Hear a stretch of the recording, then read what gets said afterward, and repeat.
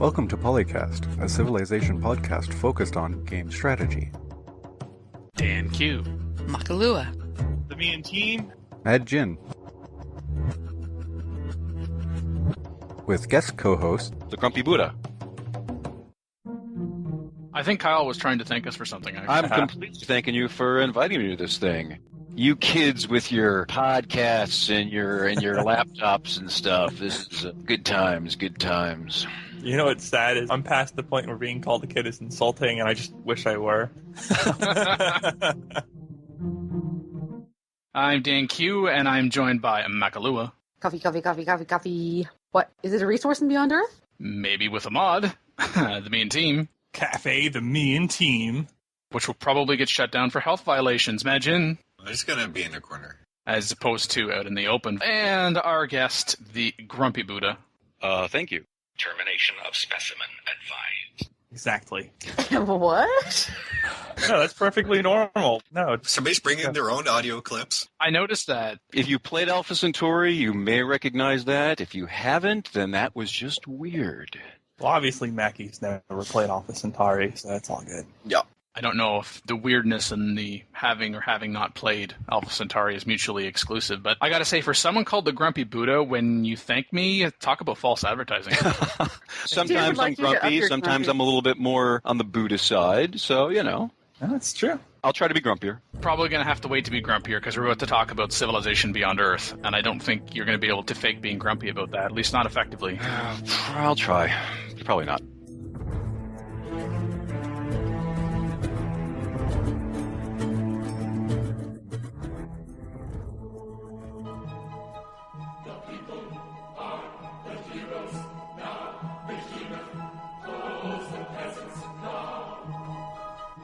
Recorded for episode 204 with Dan Q, Makalua, the Me and Team, Mad Jin, and Bruno Prado Santos. Email was from Sajak? I don't know. I think so. Yes. Who is from Holland, and he questioned, how much of an impact do the factions have on your games, and are we still using cities or something else like space stations? Let's all go space stations. Okay, let's go with the second question first. It's similar but not exact to cities. It's more than just a name change, right, because it's now an outpost instead of a city, but they're not immediately founded, but gradually, rather, over a number of turns. I think from a strategy standpoint, though, you're still going to treat them as cities by and large. Yeah, if you plant it, you want to keep it. And I think it will function very similarly to how the Civ 5 cities function, with some changes, of course, but yeah, it's still a focal point in your gameplay. As for the impact the factions have on your game, from what I've been able to gather, it seems to be a blend of how the faction from Alpha Centauri were and civilizations from Civ 5. Like, they have dispositions towards certain approaches to gameplay, that is, victory conditions, but they do not preferably gravitate towards one type of gameplay or another, unlike in Alpha Centauri. Some flexibility required. Instead of some assembly required? Yeah. Some flexibility required. Oh, okay. Well, there's some assembly required, too. I mean, how else are you going to nuke somebody? You have to build them. Yep, true. Yeah. That's all Phil's going to do. He's going to go supremacy, he's going to turn himself into a robot, and then nuke everybody. And the radiation doesn't bother me, which I'll face.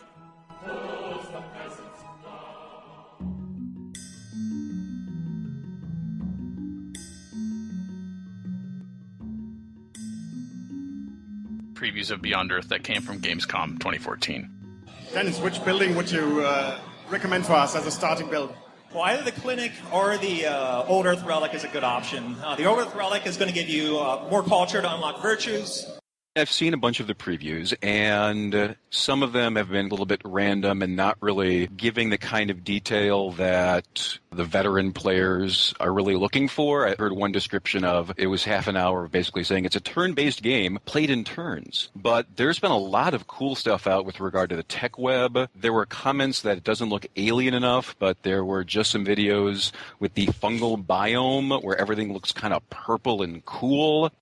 Coming to you from Germany, Civilization Beyond Earth, Will Miller is co-lead designer. Co-lead designer, that's right. So we've just landed on the new world here, and we're seeing what we call the fungal biome, and this is one of the things we're showing off at Gamescom this year. One of the, I guess, most alien of the three environmental types we have. We've seen the lush environment, which is kind of like Pandora from Avatar. We've seen the arid environment, which looks a lot like something out of Frank Herbert's Dune. And this is totally alien. Lots of weird flora and fauna, strange tubers and fungus everywhere. It looks really cool, and we're glad to finally get to show it. There are a lot of comparisons to Alpha Centauri, obviously. If you bring up the old Let's Plays on YouTube of Alpha Centauri, there's green for the jungles, and it's kind of a Mars red. And, of course, this was 15 years ago, but the terrain and everything looks pretty cool. And I have to say that it may be using the old Civ 5 engine, but I'm excited about it. We're definitely seeing some changes over Civ 5, in my opinion. With the aliens, one video, want to emphasize that these are not raging barbarians unless you want to make them raging barbarians, in which case they're probably going to rage even harder. This guy was playing it on the second lowest difficulty level, and just one soldier against one random alien spin was not a walkover. Whereas opposed in Civ 5, if you're playing on Chieftain or Warlord or whatever it is, your warrior runs into a barb, you're running over in a couple of turns and just moving on. That is not the case in Beyond Earth. Also, apparently, they will not attack you if you don't attack them and you don't get too close to their little hives.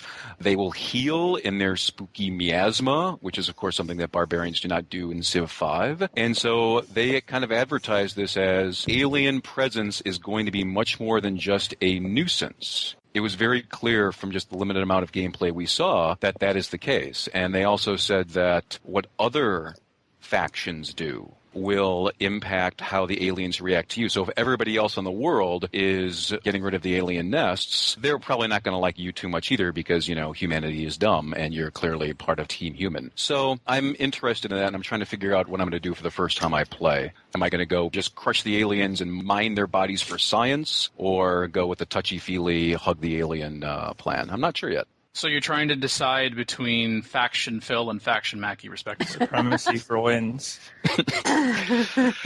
Alien I'm sure talking man. I don't know. Hugging the aliens probably means that, from what the spoilers say, down the line you'll be like building Godzilla and you'll be dropping miasma on enemy factions, and that sounds kind of cool, I have to say. See, what you don't understand is I have a microchip and a stapler, and regardless of what you say now, you will agree with me later. Someone who nerve stapled too much in Alpha Centauri, I see. I don't know what you're talking about, and neither do they. I'm pretty sure that's in Phil's psych report. Nerve stapled too much in Centauri. How is that possible? How could you nerve staple too much? I don't know. He was nerve stapled as a child. The Grumpy Buddha mentioned the affinities, of course, and we've already mentioned supremacy and harmony, but there's also purity.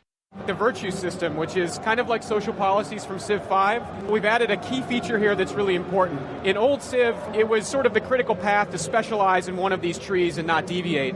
But we've added these things called synergy bonuses, which give you special abilities if you go horizontally or vertically. And this lets you multi-class if you wish. So you can have a lot more flexibility inside this system, which kind of crafts your governmental type as you move forward in the game.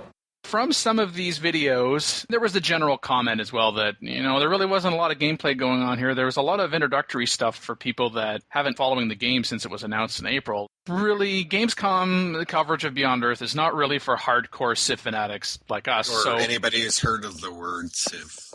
So what you end up having to do is you have to data mine beyond what people are saying, and maybe in spite of what people are saying. Take screenshots of videos and then zoom in and analyze and make certain you choose the high-quality version, archived version, so you can actually figure some stuff out. There's a variety of stuff that people on CFC actually picked up because these people are good at doing this sort of thing. Like all the spy-related stuff, somebody actually stopped, checked, saw that you can do a national securities project for your spies if you have spies somewhere. Oh, yeah, that was a Good Samaritan. Yeah. Yeah, he also saw that the operations in foreign cities with difficulty and required infiltration level seen in the screen, established networks, siphon energy, steal science. And steal tech. It's been a while since we've seen that one. Yes, and steal technology. However, it was confirmed in a live stream from Firaxis Games that came a little bit before this that you cannot trade technologies, but you can steal them. You can borrow. One thing I liked that when they went through the virtues, which were, I think, might, prosperity, knowledge, and industry, is that, as all of us veteran players know, that the honor tree in Civ 5 is, shall we say, a tad underpowered. And I think that one thing they did to roughly equivalent tree with Might, relatively early on in the Might tree, every alien you kill, you harvest its body for science, and you get 100% of its toughness as speakers. That seems appealing to me, which is why I'm thinking of nice purity harvesting run for my first play. What could possibly be unethical about killing aliens and harvesting their bodies for knowledge? Nothing. Nothing at all. Nothing at all. You are actually making the lives of your people better, and therefore it is ethical outright, of course. LES also got confirmed, again, jumping a little bit ahead to the live stream from Firaxis Games, since Kyle mentioned, that's the Grumpy Buddha, by the way, the virtues, and you're able to mix and match the perks from the various virtue trees, and of course they do replace social policies. Some more data mining from the nuanced things, such as Ariok IV notes that derelict settlement is a new target for explorer expeditions, and the green bug resource is chitin, and the thistle-looking resource is fiber. I mean, these kind of details are not going to be noticed by people at Gamescom, and by people at Gamescom, I mean people who are presenting. Even if they did notice it on screen, they're not going to bother to mention that, because those are the kind of nitty-gritty things that we Civ fanatics really like to delve into. So I think, quite honestly, more than particular concrete details from Gamescom, it's about the eye candy, because there was a lot to see, although not as lot to see as was seen in the Firaxis livestream. First live stream of Civilization Beyond Earth. My name is Pete Murray. I'm here at Firaxis Games, and with me in the studio is our producer, Kevin Schultz.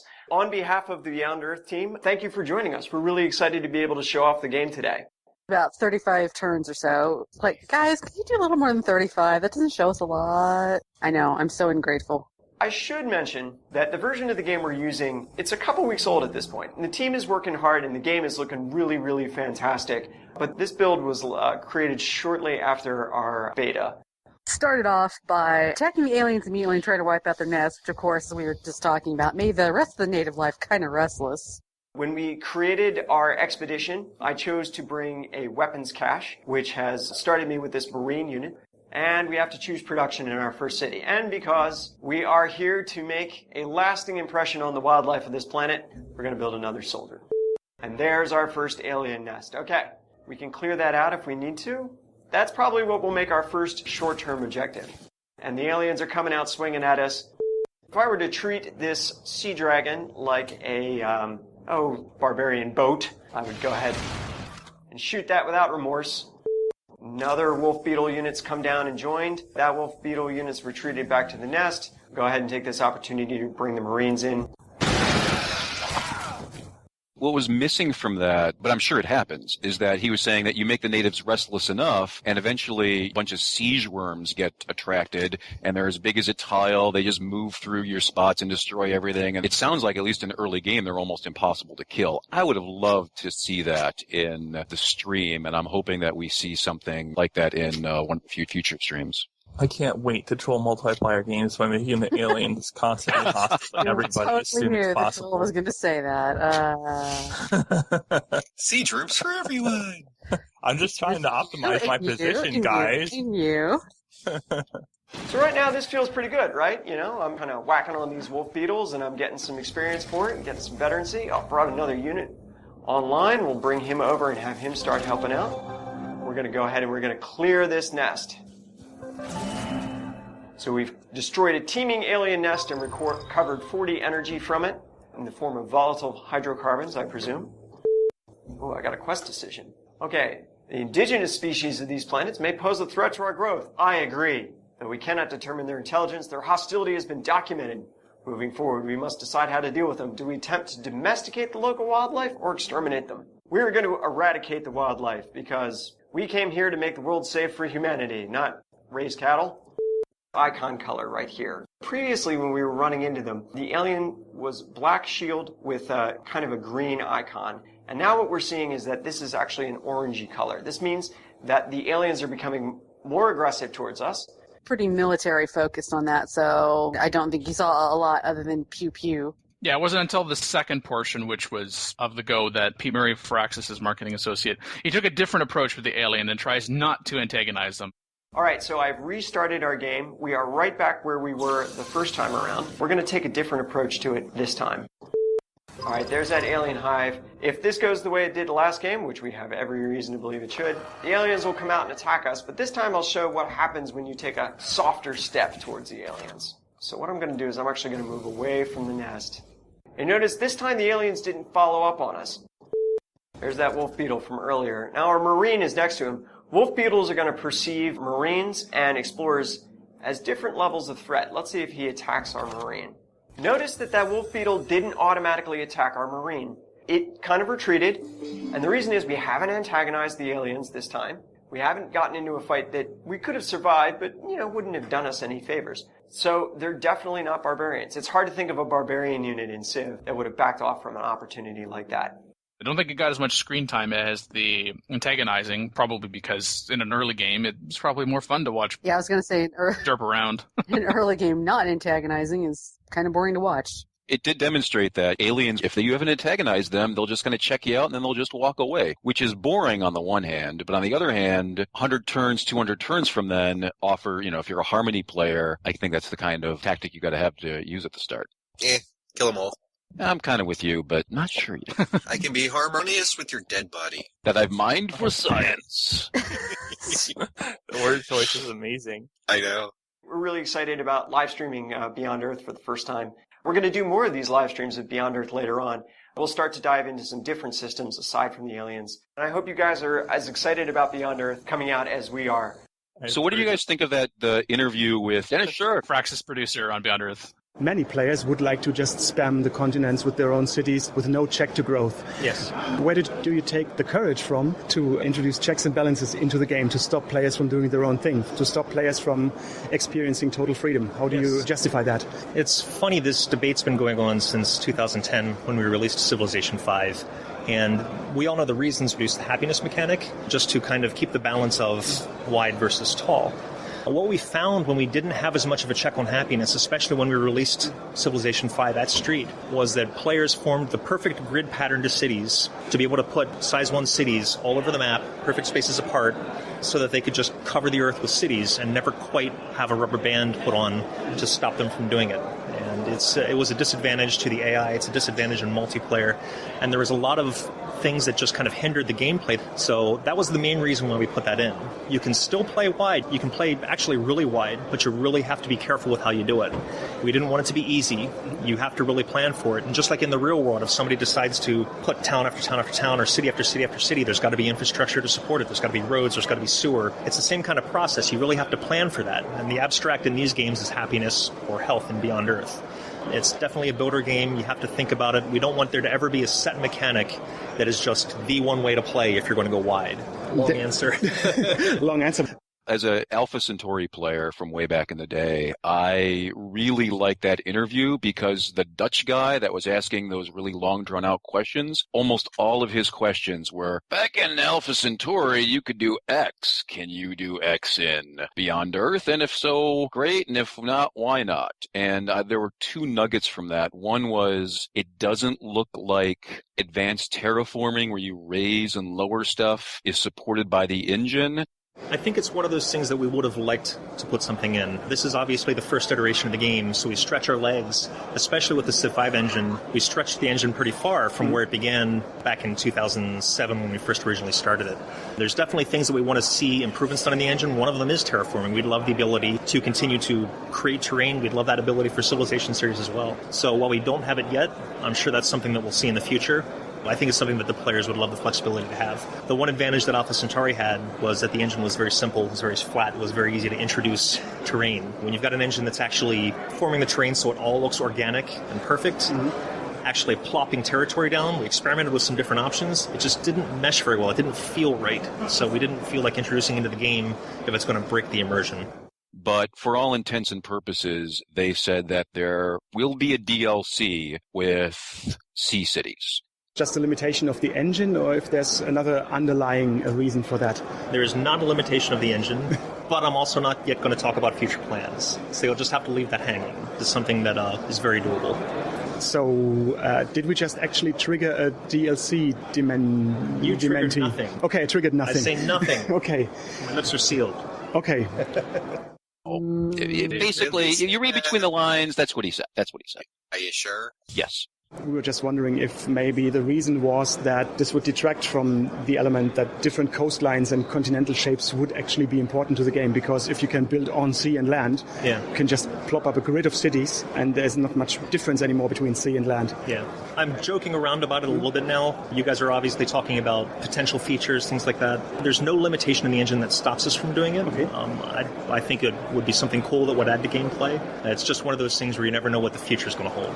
Okay. All of a sudden, he's like, I cannot confirm nor deny. I can't say anything. When he was asked about the terraform, he's like, well, we were thinking about it. And the engine didn't quite do it. There's some stuff for their people with the mods. And then he's asked about building cities in the ocean. He's like, I can't talk about that. Let's just move on. So I'm just kind of assuming that, yes, sea cities for first, maybe second DLC.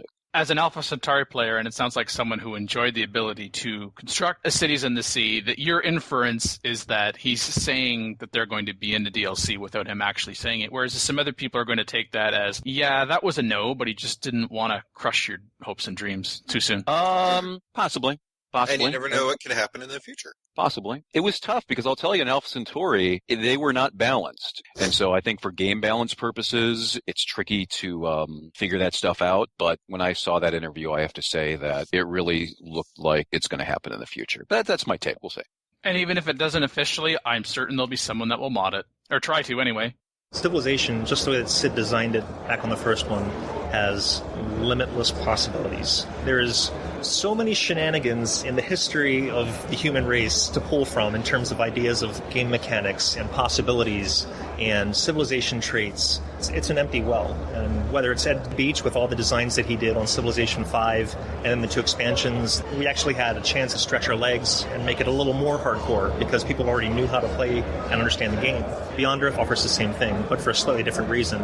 Because we're now beyond the normal age of where we exist as humanity, you can just make things up. All grounded in science, but you can still make up many possibilities. But in terms of game mechanics, we just can never run out of ideas. There's always going to be something that we want to do to pull the franchise forward in a big way. So I think each iteration offers us the possibility of making that step.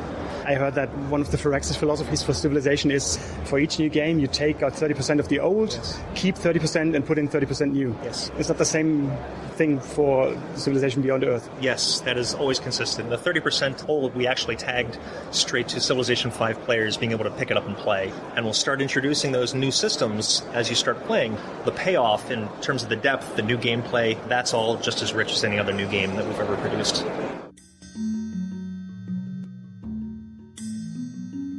Speaking about mods, one of these guys got to talk to Lena Brink, who's the producer for Beyond Earth, and they were talking about the map and what it looks like. It looks very similar to Civ 5 style maps because it's using very similar engine. And the interviewer was trying to push to see, why isn't it completely more alien than Earth? Because if we're going to go out to the stars, we're going to look for the weirdest looking freaking planet and try and land there, rather than going out to the stars and looking for something that actually might support our life. No, that sounds boring. A little bit of the science in the science fiction side. Lena mentioned that there's some hardwired into human to show actual gameplay issues.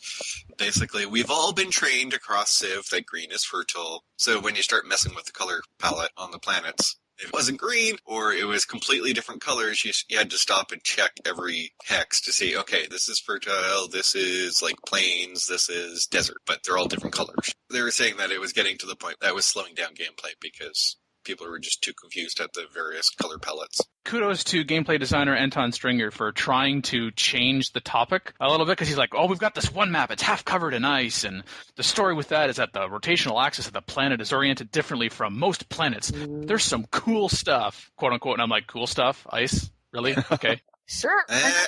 Let's go with it. I'd go with that anyway. But in the comments on this article on Games on Net, people did not comment on what Stringer had to say. Only Alex Walker was like, satisfying answer that. Andre Axum is like, what a load of toss. Whoa. But I think the best response was from Kinky Kel. Who has a Kerbal Space Program avatar? Yeah. It says, I get why they've done it, but here's their chance to train people to get used to your alien worlds. It'll only take one whole game before people figure out what's fertile and what isn't. Our minds are pretty versatile like that. I would have preferred them go hog wild with the environments, and then I could have had the fun of discovery. Once people were used to your new worlds, the opportunities with your expansions would really be fun and interesting. Feels semi-cop-out to me, but to be honest, it looks like a Civ 5 mod at the moment. And quite honestly, I gotta believe, given what Brink had to say in terms of people being confused, that was a marketing decision. We want to be able to sell this game, and if there are too many people going to be confused, then they're going to be turned off, and then they're going to play something else. A lot of people just aren't going to devote the time to figure this out, and yes, we want our existing Civ player base to come over to the game, but unfortunately there are a lot of gamers that don't play Civ. The number of people who are gamers that don't play Civ, unfortunately, is still significantly less than those who do, and they want to sell games. Yeah, I mean, it's quite obviously probably marketing pushing that sort of thing. They probably did some sort of focus group with people who've never seen Civ and said, what's fertile? And people went, what do you mean, what's fertile? Oh, I guess they mean green isn't fertile. And in the end, there is going to be different colors of the map types still. It's not like there's going to use the Civ 5 colors for all the maps. Basically, they couldn't go too goofy, otherwise people wouldn't recognize it. I don't know that I feel that deprived that farms aren't blue and the ocean isn't pink. Yeah, changing the color just for the shits and giggles of it. Yeah, this is a world that can support Earth plants. The idea that you shouldn't have greenish farms or whatnot, I don't know. It seems to be a little harsh. And hey, you got canyons. You don't have those on Earth. There's not a single canyon on Earth. There isn't a grand one or anything. Said early on, one of the videos that was just released was with the fungal biome as opposed to lush or dry, and everything is purple. I mean, it looks cool. I guess you could say it's not alien enough if you just wanted to be a devil's advocate or a cynic. To me, this was alien enough. I'm fine with the purple. I don't need more purple than what was there. Well, and everything's relative too, right? There's your alien world. You're not happy with the other ones that look too Earth-like? Then start with that.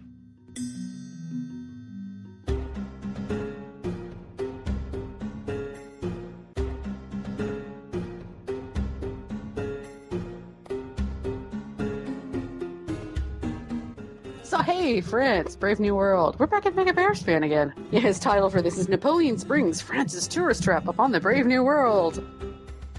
Because it changed a bit from the base game. They changed the unique to the City of Light, which meant that all the museum and World Wonder theming bonuses were doubled in the capital, which that's just crazy, and this is why you see France run away with culture now. I mean, not that they couldn't already, but this is just like even stupid worse. But it only applies to the tourism generated by the theming bonus and not to all the sources, so it's not as bad as it could have been. I do not play culture games, so I've got to be honest, I have little to say on this topic. What? I hate the culture game. I agree it's better than what it was, don't get me wrong, but I still don't like it. I'm too much of a warmonger, and or on occasion science diplomacy, but the culture thing, I just can't get there. For me, culture is something that I use to help me warmonger more. So we know you're not playing Franco-Iberia when we play Beyond Earth. The chateau, we have to get to chivalry, and you can only build it in your territory. Isn't that kind of obvious? Would you build a chateau in Germany? That would be awesome.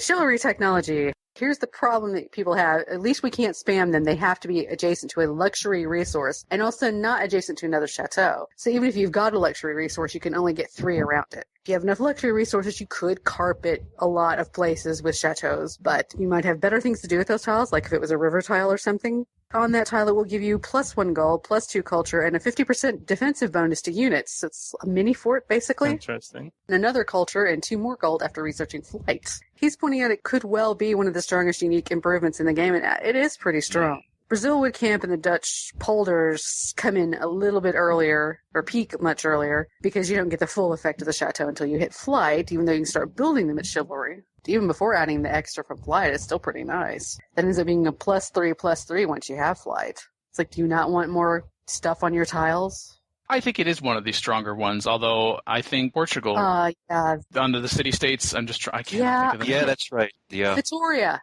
Mm-hmm. Vittoria, thank you. I think the Vittoria is stronger only because its full effects can be realized earlier in-game. Even if you're playing France and even if you're not going for culture, don't be like, oh, I don't want to construct these because I'm not going for culture. Yeah, absolutely. Like Mackie said, they're also very good for defense. So that can be very good for putting yourself on even just defense in your territory, but can also be used well for offense as well if people are coming in and trying to take your stuff. I think what the Chateau and his Mega Bear fan points out, be careful where you settle cities to think a little longer term in terms of if I settle here and it's beside a luxury resource, then I'm not going to be able to construct a chateau because there's a city right there. Yeah, you might want to shift one more tile over just so you have room for an extra chateau.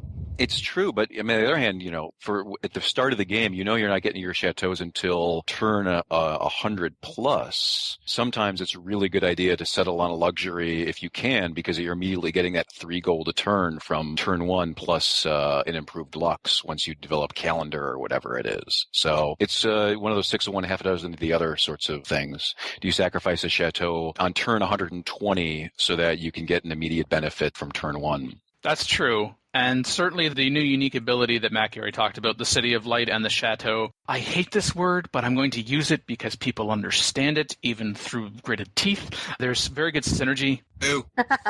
The City of Light and the Chateau. But the Musketeer, I'm just kind of like, oh, it's not a downfall of France, but it's just kind of, let's not talk about it too much. It's a flavor thing. Musketeers are still good. But they're not great. Well, sure, but... They're slightly stronger, which is nice. And a standard Muskeman, yeah, that's true. That's about the end of it. Yes, but also you're playing France. Why would you not have Musketeers? Yeah. Those nice hats. Exactly. Oh, so you're going to be able to scare your opponents off with fashion. Okay. Well, you're France. Hello. Whoa, Mackie. No, they will bow before the greatness of your fashion. Musketeers and cannons. That's all you need. Musketeers, you definitely can. Of course, obviously, if you are in a single-player game and you decide to pick France, you're probably going for culture. You're probably not going to go warmonger. Although it feels awkward to be leading a nation whose leader is Napoleon and not go conquer everything. I'm sorry, that's just odd. I know. It's not that you can't warmonger with France. It's just it's so pointed towards culture, and they gave us Napoleon. It's like, guys, I think you missed something here. No, I think what's happening is you're conquering with culture as opposed to... original style. Exactly. Yeah. You see, Mackie, this is what we call highbrow conquering, as opposed to lowbrow. Oh, I see. Mega Bear fan gets into, and he starts alluding to, is that to fill up the Hermitage and all the other massive wonders and all the other multi-Gritwork slot wonders in your capital, because that's where you're going to build them all, go kick somebody's butt and steal theirs. Yeah, don't wait for archaeology to start collecting. Yeah, go take everybody else's. Then you'll be pumping out even more tourism because you'll be stealing great works as you go. I'm pretty sure there are things that are not French in the Louvre. Yeah, well. French now. Well, and more luxes to build chateaus next to, which is never a bad thing. Yes. Yeah. A lot of the synergy bonuses for the great works require other people's stuff. So you can either try and trade, or you can just go take them if they don't want to trade. I will say one thing that doesn't synergize, which always makes France a little bit painful for me, is that you get a lot of the tourism from hotels and airports and eventually tourist center, and those don't apply to the theming bonuses. You often need those for your tourism culture victory. Unless you're playing an easy difficulty level or whatnot, you're probably not winning a tourism victory really early on, and you're getting hotels and airports and whatnot. You just definitely need the hotels and the airports and that to get a culture victory anyways. Because if you could win it early, then the AI would probably accidentally win it early and people would rage. More than they do already. Yeah. For game pacing purposes, it's fine. As far as policy goes, to me, that's kind of obvious. You would probably want tradition with France. He does point out that liberty is good if you wanted to get out and spread out earlier so you could build more chateaus later if you're playing a longer game.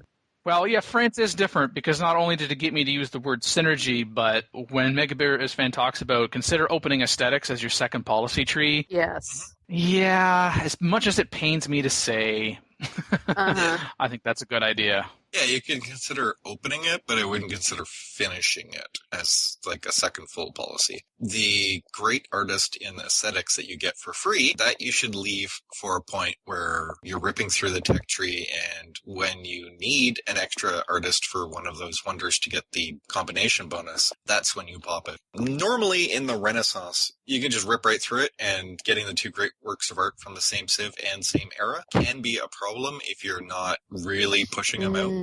And so therefore you might accidentally flip through the Renaissance in one shot very, very quickly and not have that bonus. So you can always hold that great artist for a period of time where you're like, okay, now I need to take this so that I can go to the next era. I think it's a bit of a cliche, but I think we all know that a culture victory is a science victory in a lot of ways, especially with France. You're not building chateaus until you get to chivalry. So don't wait until turn 180 and you've built 7 cities and taken your time until you get to chivalry. You need hotels to have those chateaus turn into suitcases. Wait, you were waiting till turn 180 to get to chivalry? No, I'm not, but I'm saying that if you go with a liberty strategy where you're trying to spread out as much as possible so you can build as many chateaus as possible and so on, because you're not getting a lot of these perks with French until later, your first 100 turns in a lot of ways should be like your first 100 turns in a lot of tradition-based games where you're trying to grow big, get an early national college, and get your science up as much as possible. It's boring, but I think it's true, especially for France. The only difference here is that you want to add guilds at the same time. All 3 guilds up and running as quickly as possible, which generally means that's why you want to go tradition, so that you can get those growth bonuses and the free aqueduct as quickly as possible. It's an interesting question, though, and I don't know what the answer is. That your first great writer, are you going to plant it so you can get some early culture suitcases, or are you going to pop it so you can open rationalism 8 turns earlier? Because science. I would probably still do the latter, but I don't know. No, you throw them into a great work. All great people need to go into great works as quickly as possible, so you start building that base of tourism. Otherwise, the bonuses for France in their capital won't give you any bonuses. Yeah. Yeah, the first thing he's pointing out here is to get the Great Library and then get your Writers Guild up as fast as possible so you can put your 2 works right in there from the top. Yeah, you want to get those in as quickly as possible. Science you definitely want to get into, but if you're going culture with France, then aesthetics you do want to at least open. And that's the thing, you want to get in there quicker because you can get the policy for generating more great artists, writers, and musicians quicker. And that way you plow through them much, much faster.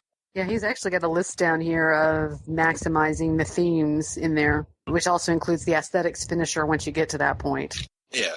You can ignore the aesthetics finisher for a little bit if you need to go into rationalism to get your science. Yes.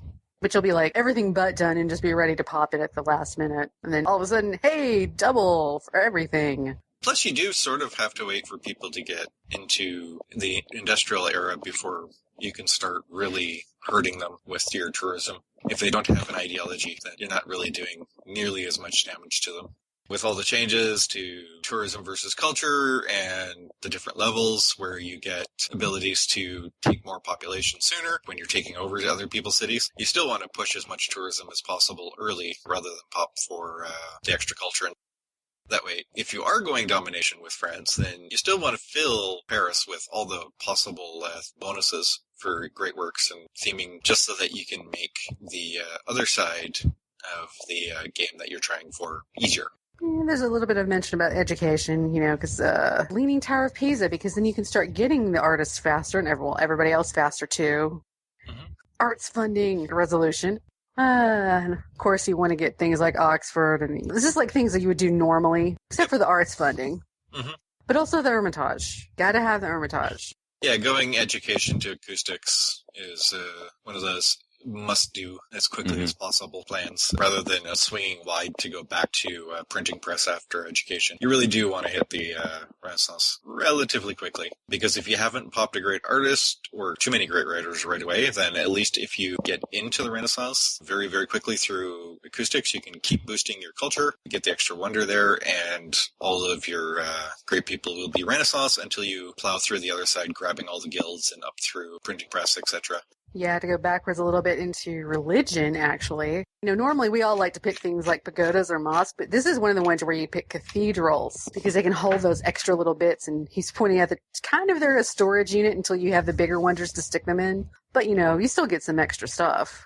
Yeah, I'm not a big fan of cathedrals for that purpose, because at some point, unless you're dominating the world and taking everybody's stuff, you're going to run out of bonuses. I mean, yes, the cathedral in your capital will definitely allow for even more tourism because of the bonuses, but mass spam of cathedrals across your empire, you're not filling most of them, so you're going to get a little less culture than you normally would. I'd almost say just stick with the pagodas, almost, except for the whole cathedral in your capital thing. Yes, there's also, I didn't know we had this in there, I believe called religious art, which is going to add a tourism boost to the Hermitage. +5 tourism, +5 culture. I guess I've never considered that, or I just blank it out when I'm looking at the list of things to pick. Yeah, I like that one a lot, actually. If I'm doing culture with Polynesia and I get to open a religion, I almost always take that as my second one because 8 suitcases. I'm not big on cathedrals, especially if you manage to build Sistine. You're going to have enough room for your early great artists, probably. So I don't know that the cathedrals are necessarily worth it because they cost faith, too. Yeah, and I was thinking that you get a better balance off of pagodas anyway. Yeah, it just sort of depends on how you plan on dealing with your religion. Like, if you're doing your religion just for yourself, then sure, maybe cathedrals and stuff like that. And then if your neighbors all have religions, then you're not really going to push it very hard. But if your neighbors don't necessarily have religion, then maybe you want to go for things like religious art and some other stuff that helps you background boost while you spend all your faith on the missionaries to push it out there. Kind of one of those important things that he does mention, the world religion for the World Congress. That's much easier to pass if your religion is in multiple other civs.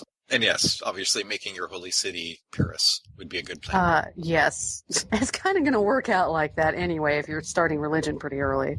But also in the Congress, hey, there's always international games because you get that double tourism bonus for 20 turns. Yeah, the games and the other spend a bunch of hammers into a world project stuff. Even though some come early, you sort of want to ignore them until you have a strong base, like even the plus culture. Yeah, he's suggesting here to wait till you get hotels and maybe also the National Visitor Center. Yeah, because if you're going to get a big boost for winning it, then you might as well wait till you have a large base of yield from it before you actually do that. Doing it as quickly as possible just means that you're going to end up losing out on what you could possibly get. And of course, if people are holding out, bomb them with great magicians or nukes. Either way, it works. If they don't exist, they can't complain. Give a nuke to your great musician, and when he sneaks over the border, it doesn't work that way, does it? That's too bad. Maybe in Civ 6. Well, he does point out that all the methods you're using can easily get you into diplomatic victory and scientific victory, but hey, you could always go the real Napoleon route and just squish. Autocratic culture victory looks a lot like a standard domination victory, except that at some point people flip to your ideology and you win. Yeah. Don't get squished by France, culturally or physically. Well, then the question becomes, how do you counter France? Which is also covered in the article. Don't let them take all your stuff. Take their stuff instead. Yeah, since they really kind of kick into high gear in the later game, don't let them get to the later game. Right. It's like when you see other people and we see Monty and we see Genghis, we automatically know to go kill them because we don't want them to live long enough to get shinier units. Don't let France and Napoleon live long enough to get shinier wonders. Now, if you're out there listening and thinking, but Dan, just disable cultural victory. Well, I appreciate your trolling. But turning off time victory is one thing, but... I like Mega Bear's fan comment that, quote, from my experience, Napoleon is pretty loyal, assuming that you maintain a decent army, unquote. Yeah. An interesting definition of loyal, but okay. I won't attack you if I don't think I could take you, but the minute I think I could take you, you're so toast, and all your shinies are now belong to me. Does differentiate him from some AI, though. Yeah. As long as he doesn't think that he can roll you, he'll be your friend, and he'll help you. As opposed to the AIs that always attack you, or never do. And he can also be a pretty good trading partner as well. So he may not be your first opponent, but the thing is we're getting at, if you're competing against him, you don't want him to either get to the point that he can start really, racking up the chateaus and the theming bonuses, et cetera, or at the very least be prepared to knock him down when he gets to that point, and maybe up to that point if you've got more immediate problems on your border. Shaka, Monty. Dang. Then, hey, want to trade? Want to trade? Want to be buddies? Thanks, Nappy.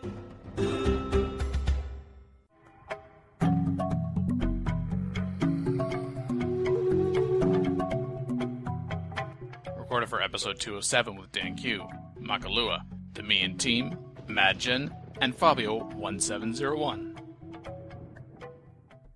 I found that the article discovering Firaxis actually quite interesting, and if you're just too lazy to read, the pictures are pretty cool too. Long didn't read. But besides a number of things that they mentioned about how awesome it is to work there and how everyone is respected and that your colleagues are always good friends, and this so is not like my office, that you... There's two things which really stuck out for me, which I think is worth delving into discussion more. One is Sid Meier's rule, which they apparently still adhere to, 33% new, 33% improvements, and 33% retained games. We talked about that on PolyCast long before this article came out. So I think they listened to your PolyCast, and then they wrote the article.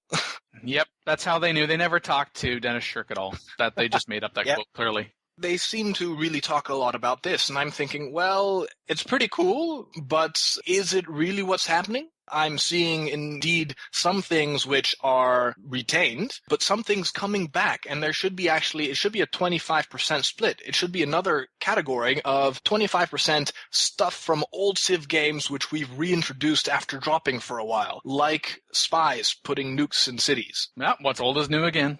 Yeah, so it should be 25, 25, 25, 25. Sure, why not? We'll just randomly make up new numbers. Well, the article talks about that Civ has a clear flow now with fleshed out mid and endgame systems, and Dennis Shirk, producer, by the way, of Firaxis, admits that it represented something of change in the direction for the series. So maybe in that respect, yeah, what they're defining as new and improvements and retaining, like when you say retain, does it have to be directly from the most previous iteration? When we talk about that, it seems to imply that, of course, the 33, 33, 33 also extends from a vanilla game to its expansion packs as well. And then, of course, then there's the question of, and the comparisons come up to Civilization 4 colonization. It's like, yeah, okay, Civilization 4 colonization used the Civ 4 engine, and Civilization Beyond Earth is using the Civ 5 engine, but beyond that, it's not on the same scale or degree or anything. I think that's also something to take into account. And Shirk says, I've always argued that what we do with Civ has to feel of a board game with rules, abilities, and interactions that would translate well to tabletop. The mechanics of the game are manageable and relatively simple to parse. We're a strategy game, not a simulation. This isn't Crusader Kings. Oh, so close. He should have said EU4. Crusader Kings actually has fun things to do. I like when Adam Smith asks Anton Strenger, who is the systems designer for Beyond Earth, will Beyond Earth mess with Civ veterans' heads? We use similar systems in ways that are occasionally unfamiliar, and we introduce a rule, we often break it later in the game. So Smith says, this was a diplomatic phrase of saying yes. Yes, y'all gonna be confused. He also says Beyond Earth is busier from the very beginning. New systems are introduced later on, but there are more things available from turn one, which allows us to build on those systems rather than simply introducing new ones. And I think, yeah, well, this is set in the future, not in the distant past, so... I should hope so. Not all of Civ 5's features have survived the transition. Stranger says Religion went through several wardrobe changes before being dropped. Oh, guess it had a wardrobe malfunction. But that the ones that are there will grow along with each campaign. We could not quite get Firaxis, when they were on episode 200 in May, to either confirm nor deny Religion's existence. It seemed to imply that it wasn't, and I don't know if this was the first article that confirmed, at least claims to confirm from Firaxis. Oh, talk about being paranoid. That Religion is not in the game, but there you go. I must say I do appreciate Firaxis as a development team trying to say, okay, you know what? Let's see what we can do with this. And then taking the bold move of saying, you know what? We cannot do anything with this. We're going to axe it rather than have a crappy part of the game. Not other development studios would do that. Some would just say, this is just going to be in there because it was in there before and it has no use. And they would let the game be less good because of that. And Religion is popular with some players. It's some players think it's like the core reason they play Civ. It's for them the fun part. And so it's bold to say, you know what, we just could not make it fit, so it's not going to be there. I can't remember who said it exactly or in what context, but I believe it was in the context of Civ, where someone made the comment that you know a game is finished not when there are more things to add, but there are no more things to take away. Yes, that had been said, I think, by Ed Beach. Maybe Dennis. If you bring it to comparisons of Smack, which this game obviously has no relation to, that in the future, ideology has replaced religion, and there is one faction who religion is one of the ideologies, kind of an amalgamation of everyone who still holds to faith. That's just put into here, which is kind of realistic, because as more people give up their faiths, the last people will say, hey, we're the last couple of guys who have some faith, let's work together to survive.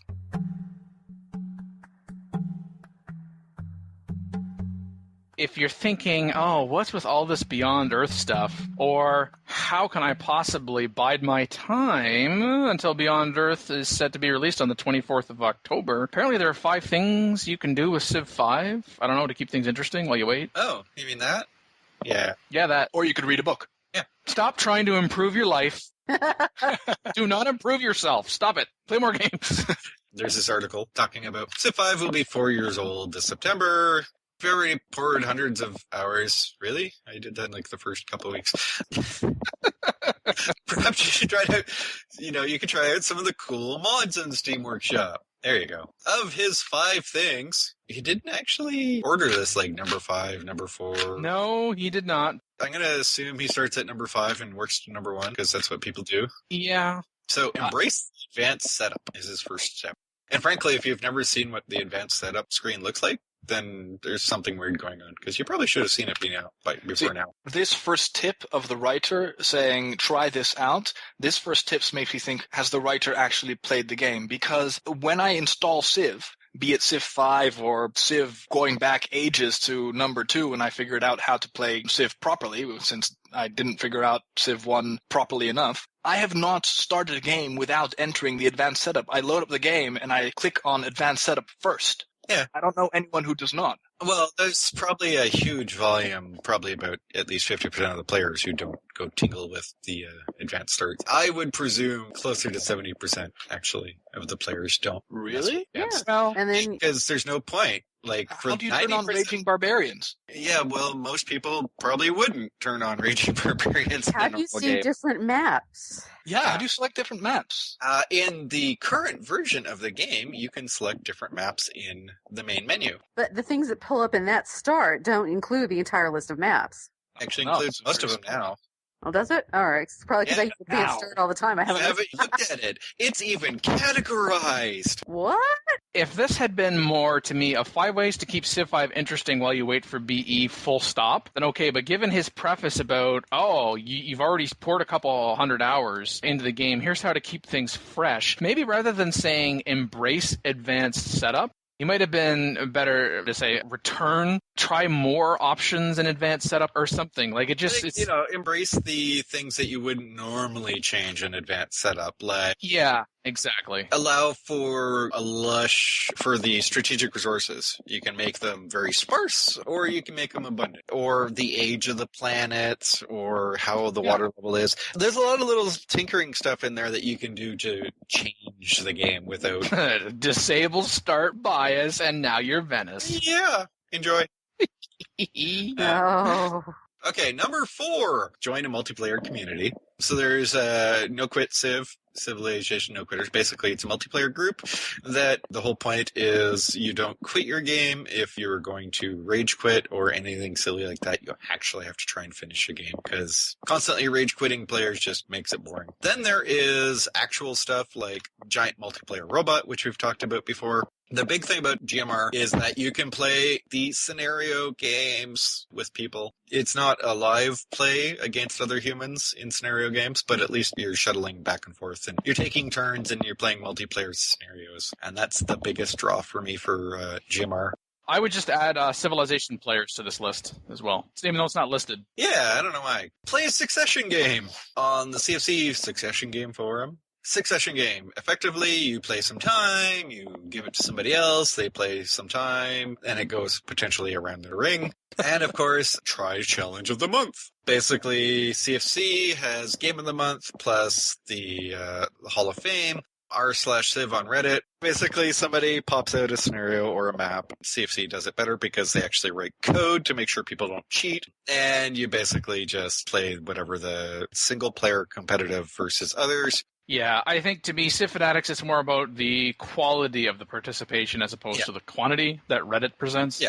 And not to mention, CFC, they talk about the maps and stuff, so you'll actually learn more. If you're trying to learn a bit more, the CFC side is better because since everybody's playing the same map and they eventually talk about what they did while they played that map and you tried that map, then it actually makes sense. It's kind of like way back in the day when Politan used to have the Politan U. Oh, yes, Bolton University, yep. Yeah, way back. Yeah, we talked about that back in the days on PolyCast. Man, oh man, we are old. You are old. I didn't even know you back then. Although I think I actually talked to Mackie on that. I think Mackie was using it.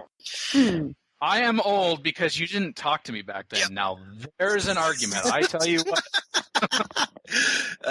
Okay, moving on. Sure. We get to explore scenarios as one. You know, explore scenarios. Like, why not just explore mods? Yeah. Like, yeah. Why? No, because it talks about that you've already explored mods. So I would challenge that because I explored scenarios way before I explored mods. Because a single player is going to go like, I'm playing by myself. I'm not interested in the world of the internet. Oh, I've played Civ a lot. What are these scenarios? I'll try that. Before they go into the Steam Workshop, you would definitely play scenarios before mods. Well, especially since Steam Workshop wasn't around until more recently. Yeah, this is backwards. Anyways, go play some scenarios. Some of the scenarios are really good for replayability, like Empire of the Smoky Skies. Others you play once and you're done, like the 1066, you're like your Destiny. And at -1, what's old is new again. On a list of 5, -1, what's old is new again. Armed with these ideas, you'll find hundreds of extra hours of fun to play in Civ 5. Maybe. But perhaps when you're finished, you'll have truly seen it all. Probably not. Luckily for you, Civ Beyond Earth is right around the corner, and your autumn is sure to be filled with a whole new planet of adventures. Only if you move there. You could always go watch somebody else play. That's apparently a thing to do. You know, there is also an argument to be said of just, you know what, you're going to enjoy CBE a lot more if you give yourself a bit of a Civ break, and then you're going to be like really into hunkering for some Civ and like, oh, I've got total withdrawal, and then go into CBE and you'll get a much nicer fix. Yeah, there are other games out there, apparently. There you go. How to keep Civ interesting. I wait for Beyond Earth to come out. Play something else. Get older, forget stuff. Get old and forget. Why wasn't that number 1?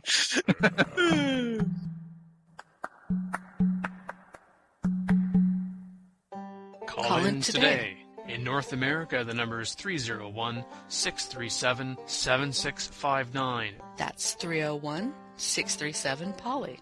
In Europe, 44121-288-7659. That's 44121-288-POLY. The only thing worse than being talked about is not being talked about. For more information on PolyCast, our sibling shows Modcast, Revcast, and Turncast, or about PolyCast in general, log on to the series' official website at thepolycast.net.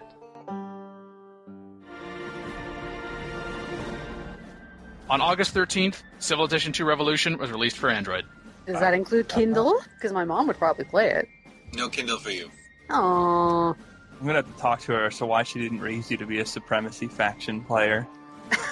This is going to be an important because discussion. She would probably also play Harmony and Hug the Aliens? As far as you know. Yeah, pretty much, as far as I know. Look, Phil and Mackie, I like both of you, so since you like Supremacy, Phil, and Mackie likes Harmony, clearly I'm going to have to go Purity, because it's the best of both worlds. I'm just going to throw that out there Mackie, now. Dogpile on Dan? Yeah, Dogpile on Dan. Awesome. It might be the worst of both worlds, I don't know. Absolutely not, Kyle. Why would you say something like that? That is a socially irresponsible statement. Well, because you don't get cyborg implants and get to live forever, and you also don't get to merge with a planet intelligence and become one with the universe. Stop trying to have sex with the planet. Basically, he just got. He also got the memo to Dogpile on Dan. That's all there is, really. Now somebody needs to make a mod with a pink planet, and the aliens are replaced with, like, Teletubbies. Oh, God. Oh, no. Putting it out there. No. Do it, people. Furbies, My Little Ponies, the whole works. Everything. Kyle, I gotta tell you, that was a socially irresponsible statement. Crap. Somebody will probably go try and do that. Well, thanks for the invite. This was awesome. You kids with your podcast, I have to say. I think I have to start 2 or 3 of these myself. This was episode 208 with Kyle, the Grumpy Buddha, Mad Jin. Back for more coffee, round 2. Dan Q. Watching you watch me. Bucky. I have things to nuke. And Phil. Till the hunt. The hunt.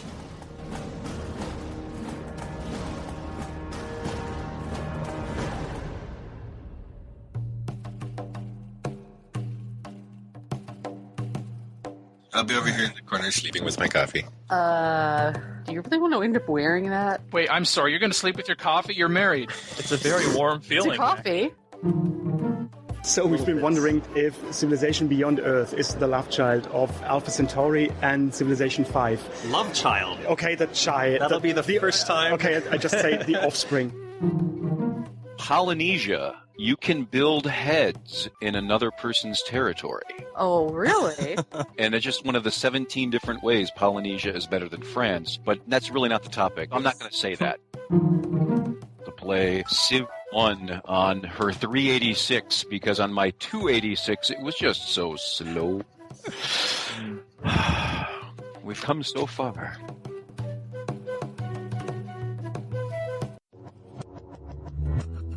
Record date August 16th, 2014.